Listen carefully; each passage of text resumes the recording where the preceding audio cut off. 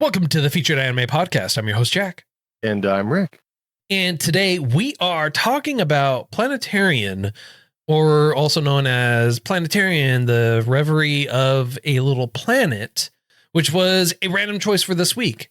If you want to hear some of our pre-show thoughts and some other witty banter, feel free to go to patreon.com/featured anime podcast. $1 a month will get you access to bonus content and more. Or if you want to help support us through other means, you can also go to shop.featuredanimepodcast.com and buy yourself some swanky swag. We do stream live whenever we do our recordings, and you are always welcome to join us. If you want to join us and hang out with us, you can go to twitch.tv/featured anime podcast. You can also go and join our Discord. And once you're on our Discord, feel free to hang out with us and everything like that. We also get a ping every time we do go live on there. And if you want to help support us in another way and get yourself some nice tasty treats, you can use our affiliate link for Tokyo Treats and use coupon code Featured Anime and save yourself $5 off that first box. And trust me, those treats are absolutely delicious. And remember, use our affiliate link with coupon code Featured Anime to get that savings, and it'll help support us and help us grow. And as always, you can always go to featuredanimepodcast.com to gain access to all the links and information and everything like that that is on there, and figure out how you can reach out to us. And now onto the meat and potatoes. Planetarian came out in 2016 of July, all the way through August 2016. Producer for it is Visual Arts. Studio for it is David Production. It's based off of a visual novel. Genres for it are drama and sci-fi, and it's 5 episodes long, with each episode ranging anywhere from 10 minutes to 24-ish minutes long. So it is a very short watch, very quick watch, and if you feel particularly emotional, an emotional watch, like it was for Rick. Very much so. I felt like this... Go ahead. By all means. I felt like this was a really nice, compact show, and they did a really, really good job. I felt like they drew everybody in. The story wasn't bloated with anything not relevant, and yeah, we'll get into the more details, but I really liked it. Okay. Yeah, this week's choice was actually really, really good. It was one that was well worth the watch, I feel. However, it was not a... It gives you a little bit of a background, gives you a little bit of a story. So the background that we kind of got was that someone had set off a biohazard weapon in one area, and as a retaliation, the nukes were set off in retaliation to it. And so basically humanity right now is struggling to survive and continue on. And our main character, one of our main characters, Kuzuya is what's called a junker. It's basically someone who goes around, plunders, artifacts, goods, foods, things like that from the civilization that's collapsed. And it tends to be a dangerous job, since they have to sneak into areas that are still technically protected by robots that were originally created for the protection of the people. Can't really do much against radiation and everything like that. It was just more so meant to prevent raiders or foreign armies from being able to get in without any issue. And he ends up coming across a robot, Yumime. And Yumime had just woken up because she noticed that the electricity for her building had been dwindling. And it just so happened to coincide with when he arrived at her building. Now, I don't know if it's by luck or if it was, obviously plot driven, but it appears that there was somebody else who had met this robot before. So I feel like he was sent there, kind of, sort of. No, I wouldn't say that. And the reason why I say that is because she specifically stated that it had been 30 years since she woken up. Mm-hmm. And but no, she was up every year. No, but it's been 30 years since she had customers. It's been 30 years since she had woken up. Yeah. Well, if the guy had been there, so let's phrase this, right? You said, oh, it's been 30 years since she had a customer, right? Yes. And I'm saying it's been 30 years since she woke up, right? Yeah. Okay. I think that's what you're saying. The events that happened was 30 years ago, too. Correct. Yeah. So she was shut down, essentially. Okay. So I know what you're going for, right? The guy that you're talking about who said, oh, avoid the robot because she never stops talking or whatever. Yep. Wouldn't matter. It's not that he even sent her there because it's been 30 years regardless. Did you watch the sub or the dub? Subbed. Okay, so I watched 2 episodes dubbed and then the rest of them subbed. And in one of the first 2 episodes, the dub clearly stated that she wakes up for I'm bypassing hours. the entire time frame in which we're doing it because at that point it becomes the dub said this, the sub said this. Doesn't matter. I'm saying it does. I'm giving us both the timeline where it doesn't matter, right? I'm saying 30 years. You're saying 30 years. We're both talking about the old guy who references her, and I'm saying it doesn't matter because the events that happened was 30 years ago. So it doesn't matter. It's not like he's sending her there.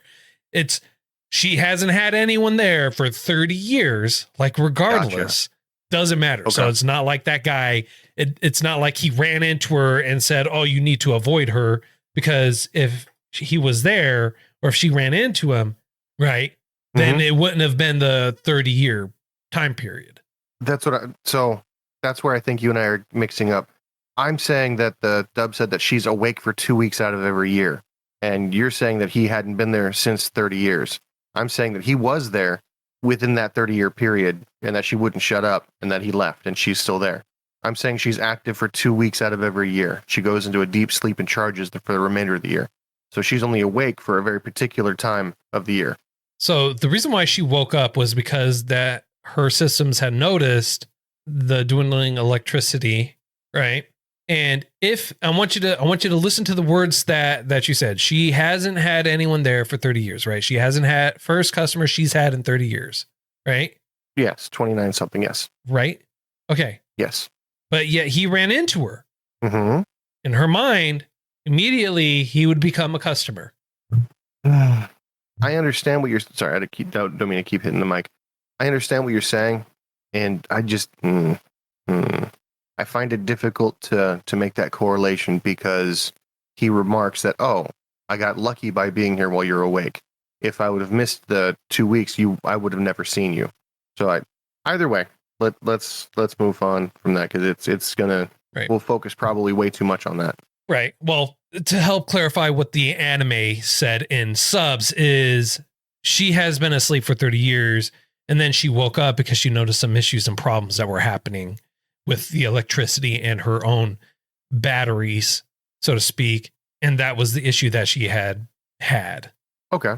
So that's why I was saying, that's why I was trying to move past in the sub, it clearly stated this. It's like, yeah, but they also changed verbiage in subs too, to help suit the words sinking to the mouth.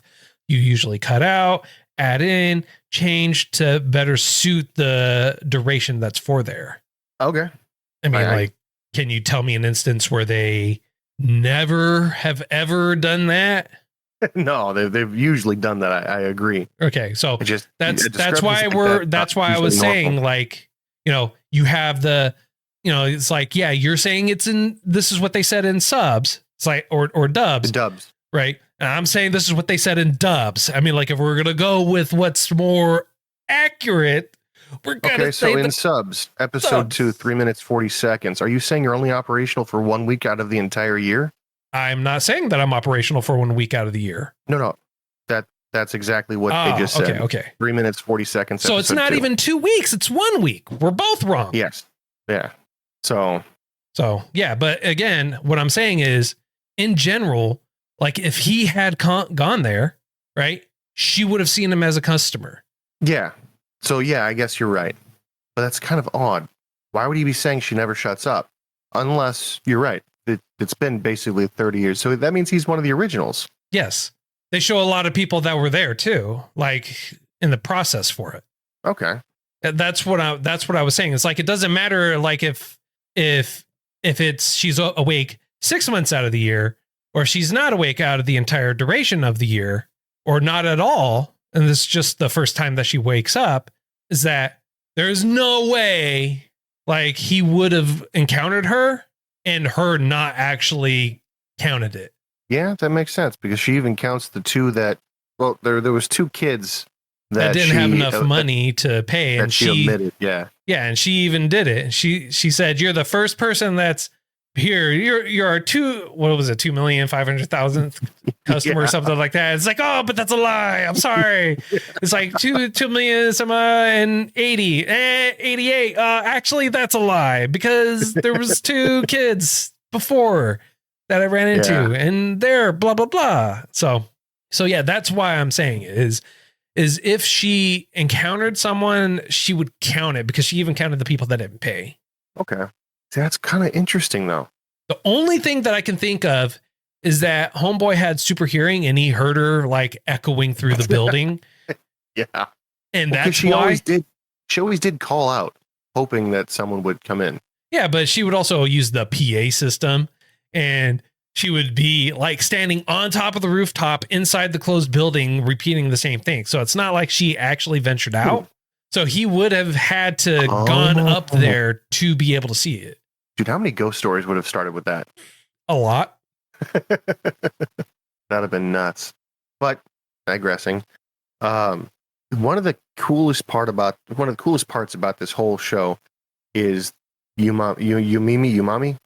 What's her name? Yumime. Close enough. The way that she reacts to everything, to have that many different emotes, to have that many different unique responses. Well, she's also a bargain robot. You need to remember that. Right? She kept referring to herself, "Oh, I can't do this because I am a bargain robot." I'm sorry. It's like, bro, bargain robot that advanced in today's age? Hell yeah. One heck of a bargain, that's for damn sure. Just straight beautiful wonderfulness. They're able to walk around, able to do all that stuff. They must have used some kind of AI or thought of some kind of AI in here, because it was Yumimi was able to articulate, I would assume, independent thought, which is kind of odd to say it like that. But what I mean is that the robot started to question its own functionality. Like, they stated that there were so many people not showing up, I thought, oh, there must be something wrong with me. I'm going to run a self-diagnostic. And when I found nothing wrong, I thought there might be something wrong with the diagnostic. Yeah, I found that there was nothing wrong. And there must be an error in my system, because then if nothing's wrong, then why isn't it happening like this? And why is no one showing up? And why is this? Why is that? And this show did an amazing job of making you, at least making me, feel sorry, sympathy, pity, a mixture of many different sad and unfortunate feelings towards this inanimate creature, this inanimate object. And as weird as it sounds, I think the key to this show was how short it was. If it was long, I don't think that I would have had, even though I was resisting an attachment, let's call it. I feel like if it was any longer, they would have drawn something else out. They would have brought the focus away from the growing relationship, the growing attachment to the robot. Okay. So what you're saying is they played on true human emotion to help develop those attachments for you. Yeah. I mean, yeah. I wish there was something else I could say, but you're right. They did exactly that. There was basically a masterclass in a very short amount of time, less than 6 hours of actual watch time. And it's less than 2 hours of actual watch time. Less than 2 hours of actual watch time. I mean, like, let's see here. I was actually feeling attached to this robot. Right. Well, I was invested. The Crowbot, mixture between creature and robot. Fair enough. I'm going to say I didn't quite get the same feeling from you on it. Okay. Largely because for me, it didn't quite hit like that, right? For me, it was more so, it was a very touching story. It was a happy story, but however, it was a very bleak story. And it's just my mind went, it's like, why not just figure out how to take her out of there right away? Because you can see the value in her almost immediately. Yeah. Right, rather than sit there and play at this whole thing. And that's kind of the thing that I got. Oh, well, I can make you another one, or I could do this, or I could do that, or whatever else, you know?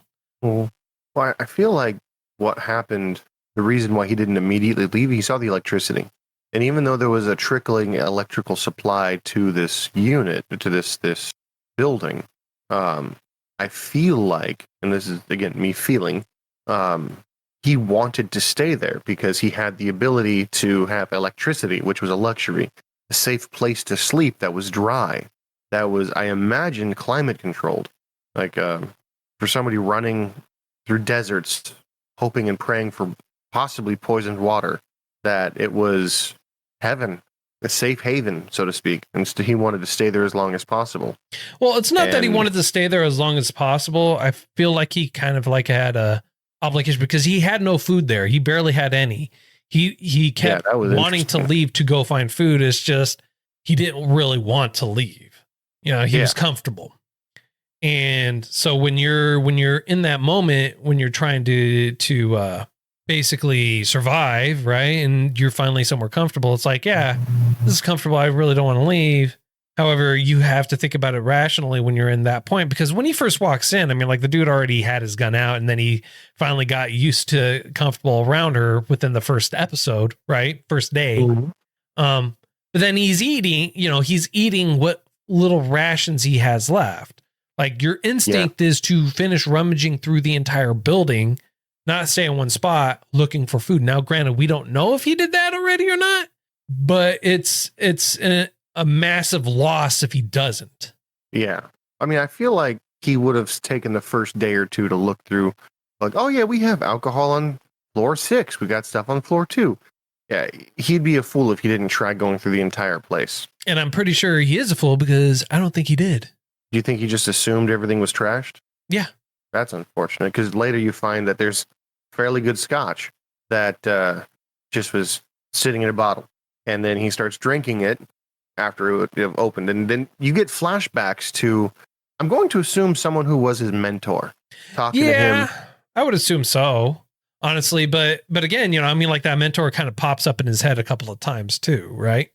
It's like where he remembers it. And the reason why I say I don't think he goes through the whole building is because, like, think about it. He's basically there 3-4 days, right? Maximum, right? Yeah. And the majority of the time, right? The first day that he is there, he's there pretty late. And so she ends up passing out because it's midnight, right? And she goes into battery saver operation. Yeah. From midnight to 9. Which is kind of late in my mind. Right. No one's going to be there at midnight. And so when they go through and so basically around that time, he's like, all right, fine. And then he ends up going to sleep at the exact same time, roughly, because it's already so late. And he doesn't want to have a chance to encounter or run into the robots in the middle of the night. I guess I can see what you're talking with that. Well, would there be any robots in the building? Because I've noticed that they don't enter buildings. I don't know. Well, I know that in the very first episode, the reason he's running from these robots that are really horrible shots. Like, I don't know if the bullets are bent or whatever. Like, they can't shoot this guy to save their life. So those robots, I didn't even see them shoot at him. They were just chasing him. I thought I saw them fire at him a few times. No, I'm saying I don't remember it because he was just running. I mean, like, they were running after him, chasing after him the whole time. And now, although if they were firing, they were probably just taking a pot shot at him and that's it. But it would just go back to what he said about that large one, right? The large one that wasn't basically firing a whole bunch of needless ammo at him. He's like, oh, so it's conserving its weapon, its ammunition. Although it was kind of funny, like almost immediately after that, it ceased conserving ammunition. Oh yeah. Yeah. I think he said it rounds the back and then takes the rear and then fires, basically trying to very simple and simplistic tactics to gain sight, to gain a foothold onto the enemy. Let's call it. Yeah. 100%. And so I mean, like when you start looking at it like that, it's like they probably, those little ones were probably just really low on ammunition, and they're like, we want to make sure, we want a sure shot. That's what we want. Yeah. You know, Well, actually, so looking at what you're talking about, yeah, they didn't have any munitions at all. I have no idea why he was running from him. I mean, maybe they planned on beating him to death. Or capturing him. With, yeah, you know, whatever. But again, I mean, like if they're going to capture him, right? Mm-hmm. They're going to like use what? Anchors, wire, something like that? Yeah. Some kind of cable? Yeah, cable. I was going to say grappling hook of some kind. Right, which they could have shot at him at any point in time. Yeah, true. But he was going around corners and whatnot, and I assume... Yeah, but they had a strong beat on him. I mean, like, they're robots. Yeah. These are the droids. You know, these droids. The you're looking for. Exactly. One of the things that got me confused was you saw him in the very first episode as he's running away from these robots drop a satchel full of food. And a gun. Yeah. And a gun. Go back for it. Exactly. Right. And that's the other thing too, right? That I had a problem with is he drops it. They go past it. He could wait till they're gone, then sneak past. He didn't run that far away from it. He could sneak back to where it was, grab all that food and ammunition, because he says that their explicit purpose was to find ammunition, artifacts, and food, unopened food, booze, alcohol, doesn't matter what it is. He could have gone back and grabbed it, and it would have had a bunch of, but then again, we would be removing one key aspect. True. Plot. Yeah. Plot. Because why would you go back for the food that is there when you see the robots are going the exact opposite direction to go get something valuable, right? Mm-hmm. Why would you do that? For plot. Oh, I know that there's an entire stash of food that I just dropped right there. I'm going to search this building instead and go upstairs to the roof. I'm going to go to the very top floor.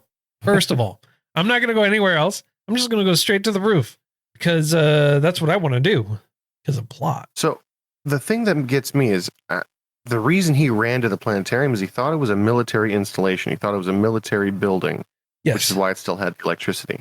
Do you think he was looking for not only food, but like guns as well? Because he had a noob tube with him. Yeah. So, I mean, I don't know about you, but if you left, I assume it was a semi-automatic because he was using it as such. And he was not conserving bullets at all. And he was a kind of a crap shot. Well, he doesn't have any real formal military training. But he's got deadly accuracy with a noob tube. For those who don't know, Rick is using sling for grenade launcher. All right. So, and we're not going to go into the specifics of the weapons or anything like that. No, he was using a gun. Yeah, grenade launcher. And he was using a grenade launcher. They were both independent weapons in and of themselves. It's not like it broke off and then he just immediately made shift a grenade launcher out of it. No, it's that good. No, they talk about other like mines and whatnot and people sabotaging other people and how you can one of the memories that he was having of the old man is, oh yeah, I could step on a mine and survive the explosion because it's only when you release and walk away, I would imagine. But then he's like, it's the booby traps you got to look out for, because he went over and picked up a bottle of wine or something like that, and it caused an explosion that I assume killed him. That was the last memory we've got of him. So could have been a dad, could have been not. Who knows? Yeah, I don't know. But it's not the primary focal point of the story. Well, no, it's not the primary focal point, but it does lend credence as to why our protagonist is so cautious about everything. Oh yeah, careful. No, I mean, of course. The biggest thing is like who would, aside from other junkers maybe, or other humans. I mean, like I don't think robots would exactly go through and create booby traps. You know, the robots wouldn't. It would be like other humans that would do it. Still, that's a pretty bad way to go. You know what I mean? Because there's really no gain, at least no immediate knowable gain. Well, the most immediate knowable gain is less competition for the finite of resources. I guess. Well, think about it. You're in a dwindling human population where resources are finite. You're competing with other people where they are also trying to get those exact same finite resources to survive and live off of for their communities or wherever. Kind of makes you wonder what happened to all the animals, the pets, things like that. Biohazard and radiation. Oh, yeah, I guess. Yeah, that makes sense. Jeez. Well, if it's a biohazard, how come the rain is drinkable? It's not. He's filtering it. Oh, that's what the cap was. Yes. That's why it was slowly dripping in there. He was filtering it so that way it can be drank. And then Yumi's like, I can steam it for you. I can make tea. It's one of my specialties. And in my head, I'm like, if water is such a rare commodity, I'm not about to try to waste any of it by steaming it away. Yeah. And then coffee. Well, he didn't make it either. She doesn't understand. Like, he drank it, drank the water that he had. Yeah.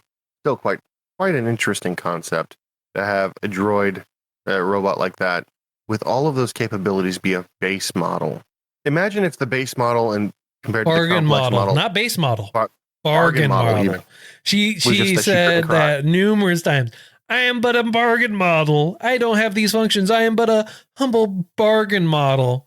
Like, bro, bargain model with the concept of independent thought. Yeah, no joke. That's nuts. And with a massive database that it still runs off of too. It's like, imagine database plus reason mechanic plus like a whole bunch of these are the droids you're looking for. These are the droids you're looking for. Seriously. These are the droids we're all looking for. Oh. That would be awesome. I would love a droid like that. Yeah. Hey, could you come do this for me? Yes, of course. Woohoo! Everybody chat GPT in a robot body. Hey, how do you do this? I'll do it for you. Oh, sweet. Thank you. Right. All right. Honestly, I don't have too much more I can say on this. Yeah. I mean, unfortunately, I would love to because I like the story a lot. I encourage a lot of people. Like, there's really nobody I wouldn't say should watch it unless you're depressed. But even then, it's got a decent ending. And now that I know that it's got a movie, heck yeah. The fact that it continues on for it's got a good ending. But I feel like with a movie, it could just elaborate on such a good ending. Yeah. So I'm hopeful. Yeah. No, and to be fair, there is an after credits scene on episode 5 that does kind of lean into the movie, what the movie's going to be about. But that's about it. So simple phrase. I look forward to it. Indeed. All right. Well, with that, sir, on a scale of up to 10, how would you rate this? In all honesty, this is going to be a solid 9 for me. It's got amazing visuals. The story it leaves nothing. You can't there's no fat to trim away to make the story better. You know what I mean? Mm-hmm. They hit on almost all of the major points that I was curious about. The music was wonderful. The storytelling was glorious. The planetary, there's a scene where he finally gets the planetarium up and running. And like, I've been to a planetarium before and it was very reminiscent to me. So I feel like it was very accurate to a type of show you would go see in a planetarium. And like, whoever did this did their research. They were able to throw little cues in there that made it more realistic, made it more personable than, I found a robot. And at not the very end, but like in the last episode, they did a very good job of solidifying everything of what the story could be about. You know what I mean? Of what the real tragedy of humanity in this world is. And yeah, I liked it a lot. Solid 9. Okay. And you? I'm gonna go with an 8. The reason why I'm going with an 8 is because while the story was good, the animation was really, really well. I feel like there was a lot of like ambiguity with it. So like there was like I get it. However, some of the plot driven aspects of it just didn't really mesh well with me. Also didn't really care for the fact that he left a whole bunch of food behind and then he's like, I need to find food. It's like, whoa, shocker. You didn't go back for your food? Amazing. So, I mean, like there was also numerous other buildings that were around and and medical supplies and everything like that he could have gone and grabbed and looked for at the exact same time while inside that one building. Even if he was there trying to repair it or anything like that, he would have, it's always the possibility for it, right? Yeah. So, but yeah, that's why I'm giving it an 8. So next week we're going to do the second one, or not the second one, but the movie, which is Planetarian Storyteller of the Stars. Nice. All right. Nice. It does tie in very nicely. Right. So if you feel like we did too much justice, not enough justice, plain old got everything wrong, got something right, who knows, or anything like that, just feel free to let us know. You can reach out to us at featuredanimepodcast.com. All the contact information for you is there. If you want to buy yourself some nice swanky swag, shop.featuredanimepodcast.com. If you want to go to our patreon.com/featured anime podcast and subscribe. $1 a month will get you access to some bonus content, all of which is absolutely amazing. I promise you, we do have a pre-show, post-show, usually with every single episode. And if you want to get yourself some nice, delicious treats, Be My Valentine is happening with Tokyo Treats right now. And if you use our affiliate link for it, along with coupon code Featured Anime, you'll save $5 off that first box. And trust me, those treats are worth it. And until next time, I'm Jack. I'm Rick, and we'll see you next time.